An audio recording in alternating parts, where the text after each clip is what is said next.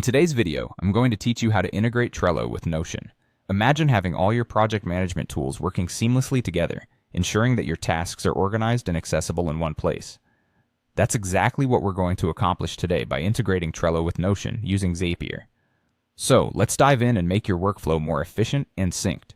Firstly, let's prepare by logging into your Trello account. Ensure you have full access to the boards and cards you want to sync. Once you've secured your Trello login, head over to Notion and do the same. You'll want to have access to the specific workspace and database where your Trello cards will be stored.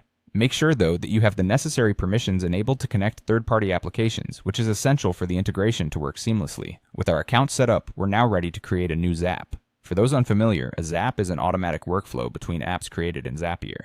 Go ahead and sign into Zapier and click on Create Zap.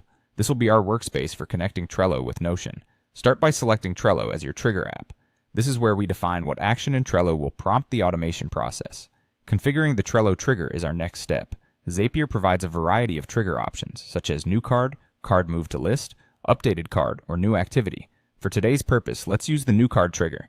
Then choose the specific Trello board you want the trigger to operate on. After selecting, you'll need to connect your Trello account by following the on-screen instructions, and don't forget to test the trigger to ensure it's working properly.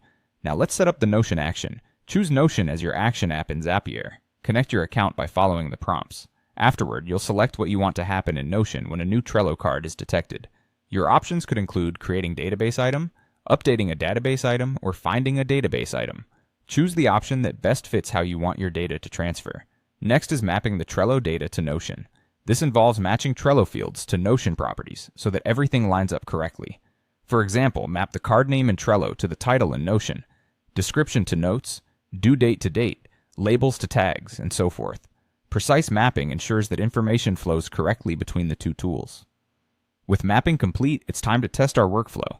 Click on Test Action in Zapier to verify that everything is functioning correctly. You should see a new item appear in your Notion database. Check to ensure all field mappings are correct and make any necessary adjustments.